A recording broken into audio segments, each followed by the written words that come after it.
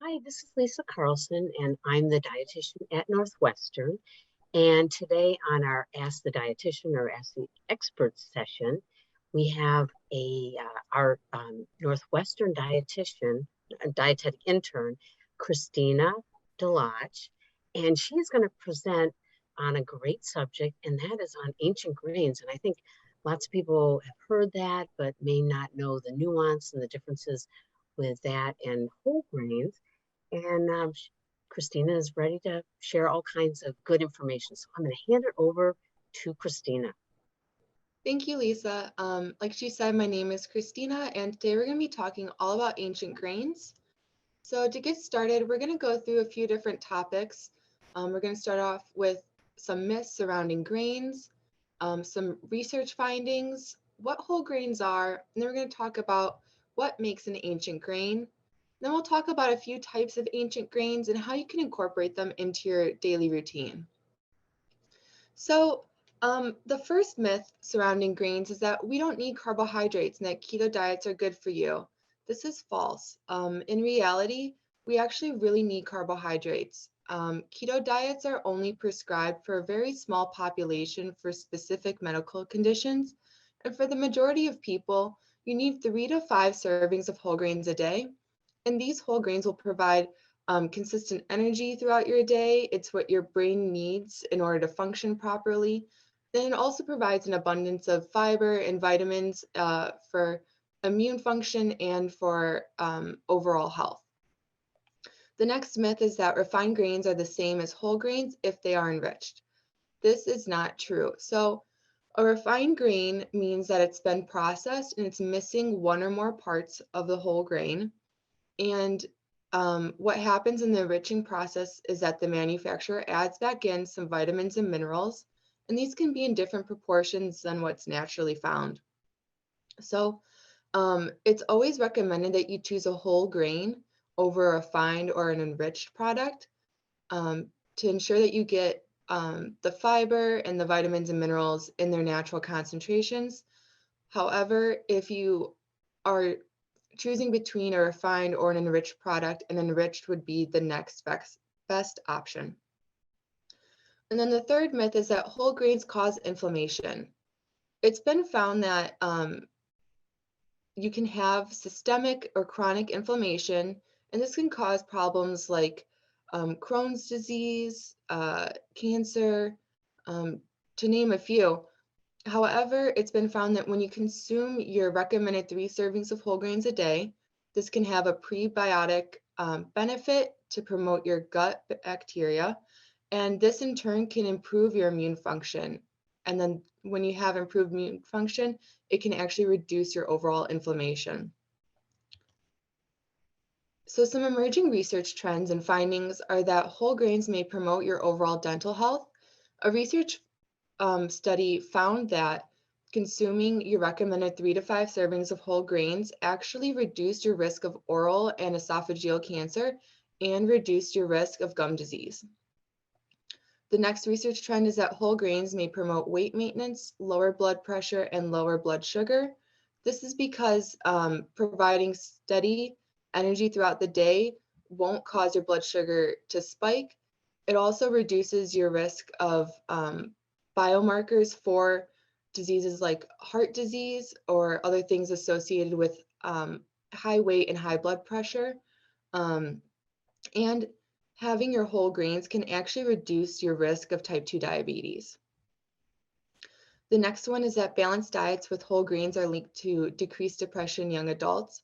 A study found that when you consume 3 servings of whole grains a day, along with an overall general healthy diet full of fruits, vegetables, lean protein, healthy fats, that young adults reported a reduced experiences in depression symptoms.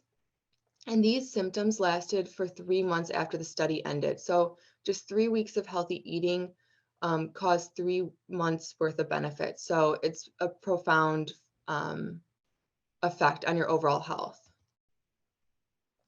So what is a whole grain? Whole grains are technically kernels, and a kernel is a seed. So in order to be considered a whole grain, it has to have all three parts, which are the bran, the endosperm, and the germ.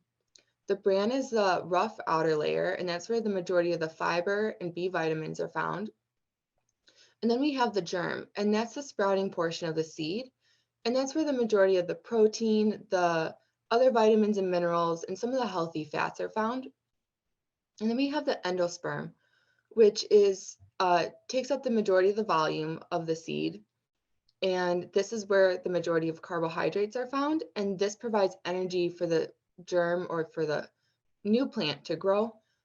For us, a good example of what an endosperm is our white flour. So what's happened is that the manufacturer has processed this grain, removed the bran and the germ, and they have left the endosperm as the product. So a lot of baked goods will be refined, and they're just using the white portion of the grain. So talking about whole grains versus refined grains. So a refined grain is anything that does not include all three parts of the kernel. So it can either be one or two parts in any combination. And it just means that there's been some kind of manufacturing process being done. An enriched product is when the manufacturer will take a refined grain and add back in some vitamins and minerals. Now, they may be losing things like fiber or maybe some of those healthy fats found in the germ. And sometimes these enriched products will have concentrations of vitamins and minerals that are higher or lower than what's naturally found. So it's always recommended that you choose a whole grain in order to reap the most nutritional benefits that you can. However, if you are torn between choosing a purely refined product or an enriched product is recommended. So over here on the right, we have the whole grain stamp. And this is a logo that you may find on packaging to show that you are buying something with whole grains in it. Now, not every package will have this, but some other key terms that you can look for are whole grain or whole wheat. So I really recommend that you get comfortable with looking at food labels and looking to see what's in your food. But those are just some key things to look for when you're out grocery shopping. A Food and News report found that 1 out of 4 shoppers eat ancient grains weekly. So they're growing in popularity in the US. And some key things to know about ancient grains are that they date back over 10,000 years from the Fertile Crescent region, which today that's Egypt, Turkey, and throughout the Middle East. And these are considered to be heirloom varieties. So that means that there's been little to no change over hundreds of years. So they're very stable. They're not genetically modified. And a really neat thing about these grains is that they hold a lot of cultural and religious significance all across the globe. So not all of them come from this Fertile Crescent region. Many of them do, but they've expanded over thousands of years to become parts of cuisines in different countries. So we'll talk more about that in a bit. So some 3 key reasons why you should choose ancient grains are that they're environmentally friendly. Many of these grains can grow on poor soil. They don't require nearly as much water as our modern varieties do. Most of them don't need pesticides or fertilizers. And some of them can even improve overall soil quality. These tend to be more nutrient dense options, and they tend to have more protein and more fiber than our modern varieties. Another great thing is that most of them are gluten-free, and we'll talk about a few of those as well. They also have a lot of key micronutrients and antioxidants. Some of our modern varieties don't have some of these antioxidants and prebiotic benefits, so that's just another added bonus in choosing ancient grains. So next we're going to be talking about some ancient grain varieties. You may have heard of things like teff, quinoa, or amaranth in the past, but today we're going to be talking about einkorn, millet, and buckwheat. So first off, we have einkorn. This originates back in Turkey in the Middle East. Today it's super popular in France, Germany, all across Eastern Europe, and in Australia. So what's the deal with einkorn? Einkorn is the most ancient variety of wheat. And as you can see here in the photo, it's just a miniature version of the wheat we have today. It virtually looks the same. However, the kernels are a little more yellow, and that provides some of those antioxidant benefits. This is also an eco-friendly option as it requires less water to grow than our modern variety. So einkorn has a very nutty and toasty taste in comparison to our modern wheat. And because of this, it really complements well in baked goods such as banana breads, pancakes, muffins. And you can readily buy einkorn flour in most grocery stores. Some tips are that einkorn can be substituted 1-for-1 whenever flour is written in a recipe. However, you might need to use a little less water, probably about 15 to 20%, but play around with your recipe, see what works in terms of texture. Also, it's recommended that you don't overbeat or overmix because it is slightly different. In order to keep a light and fluffy end product, you'll want to reduce the amount of beating or mixing you do when you're making baked goods with einkorn. You might be able to find einkorn pasta in your local grocery store. With einkorn growing in popularity, more and more manufacturers are using it in conventional foods, so it could be a good way for you to test it out and see if you like it.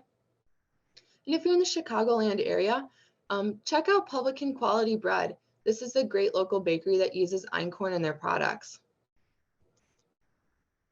So some ways that you can incorporate einkorn, think of any way that you would normally use flour or have a wheat product. And you can substitute einkorn in. So in this case, you could maybe try an einkorn pizza crust. You could use it in your sandwich bread or in your cookies. This is a picture of some pumpkin chocolate chip einkorn cookies. And the possibilities are endless when it comes to einkorn. So this is a picture of einkorn, and you can buy it at Whole Foods or most other local grocery stores. And some great nutrition facts about einkorn is that at only 100 calories, it'll give you 20 grams of carbs, a whopping 4 grams of protein, 2 grams of fiber, and an amazing 4.5 milligrams of zinc.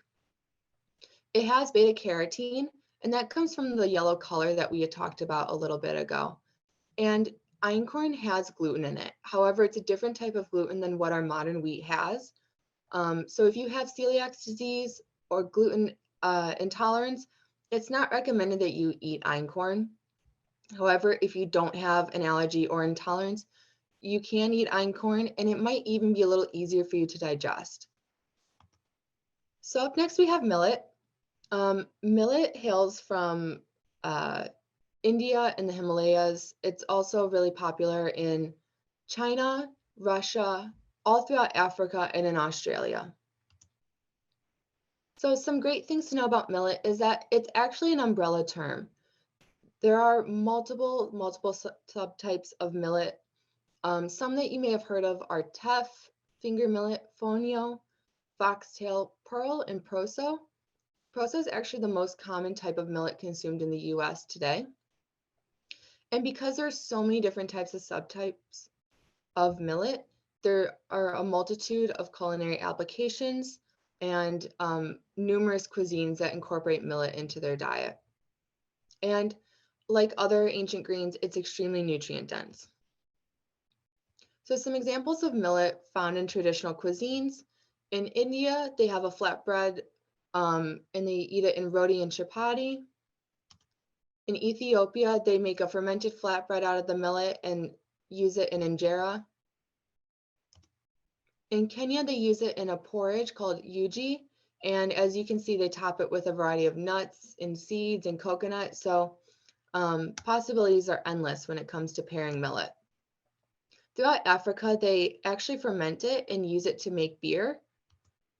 And then in Eastern Europe, they'll ferment it as well. And they'll use it in a dish called kasha, which is very similar to how we would make oatmeal here in the US. So some cooking tips for millet. It tends to have a nutty and corn-like taste, but it's also sweeter than most other grains. And it's really recommended that you toast it in order to draw out those flavors. You can toast it with a little bit of butter or oil, or even dry roast it in a pan for a few minutes. And I'll just draw out the natural flavors and aromas to really bring your dish to life.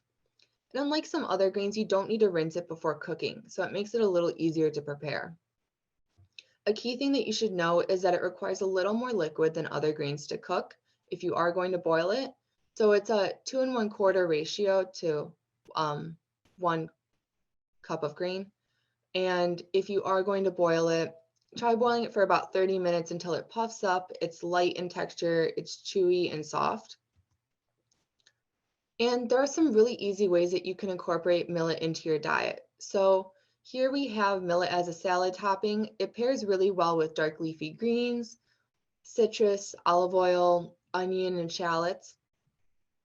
The next photo is a picture of millet fried rice. So it's a play on veggie fried rice, just changing out the grain for a more nutrient-dense option.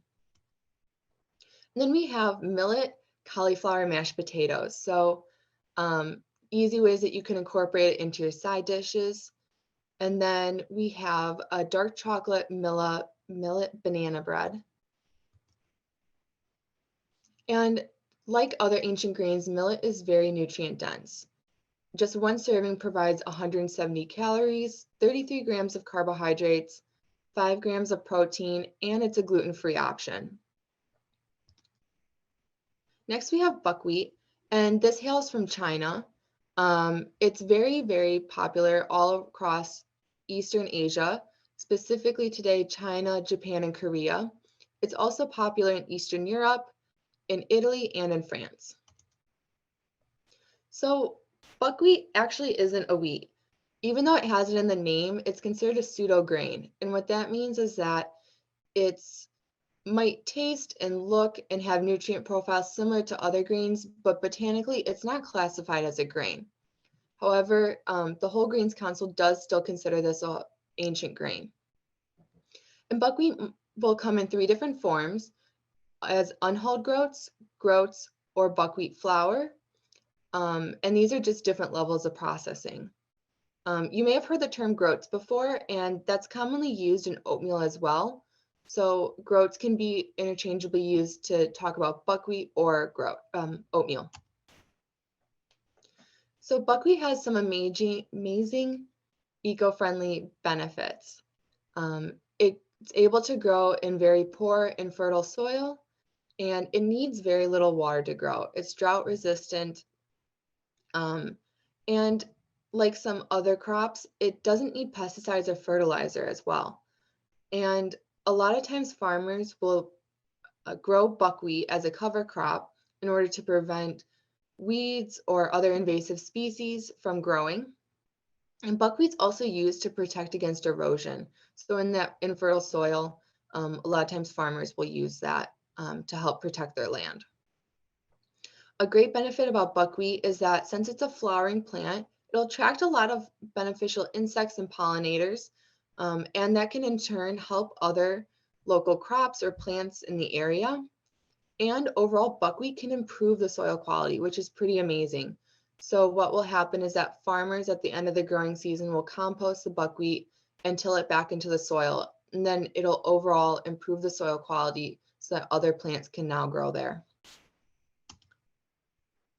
So some great things about buckwheat is that while raw, it has a very mild flavor. It's recommended that you toast it to draw out its robust and earthy flavor. It pairs really well with dark fruit, chocolate, nuts, and in savory dishes. And a fun fact about buckwheat is that this is one of the only grains that you don't have to cook. You can put raw buckwheat on your salads as a crouton substitute. Here's a picture of buckwheat boiled, kind of how we would for oatmeal. And then there's also a picture of buckwheat flour. So as you can see, there's a variety of ways that you'll be able to purchase buckwheat at your local grocer. And in one serving of buckwheat, it provides 140 calories, 29 grams of carbs, 4 grams of protein, and a whopping 9 grams of fiber. It's recommended you get about 25 to 35 grams of fiber a day. So just one serving of buckwheat can provide nearly a third of your daily recommendation, which is huge. Another great benefit about buckwheat is that it has resistant starch. So that means that it'll provide very steady energy throughout your day. And it's a prebiotic, meaning that it will help your gut microbiome, and it's a gluten-free option. So some ways that you can incorporate buckwheat, you have traditional dishes like these soba noodles. You can top it with your favorite vegetables, seeds, different sauces, and play around with the protein. So here you can see that it has an egg. You could also try something like tofu or edamame. Up here we have Brittany crepes. This hails from the Brittany region of France, and these are a savory buckwheat pancake. As you can see here, it's topped with ham and a sunny side up egg.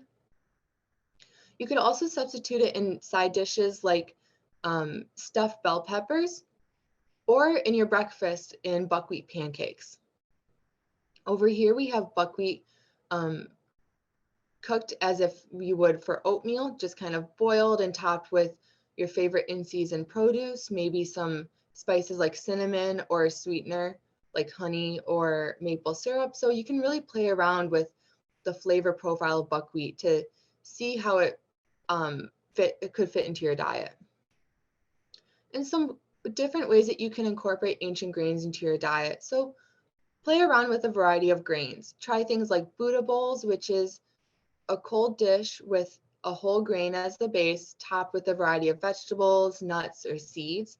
This is a great vegetarian option.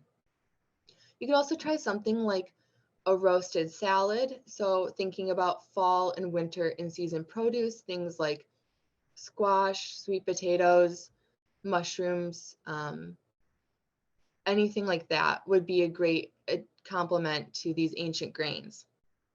Or you could try something like a no-bake energy ball. You can play around, mix and match some of these grains, different dried fruit, nuts, seeds, and different sweeteners like honey or maple syrup. Really play around with different flavors. And these are a great grab and go option, especially between classes. So in summary, ancient grains are wonderful because they're a sustainable option, they're nutrient dense, and they're a really easy addition into your diet. If you have any questions, please feel free to reach out to dietitian@northwestern.edu and follow us at NU_dining on Instagram or on Facebook at Northwestern Dining. Thank you.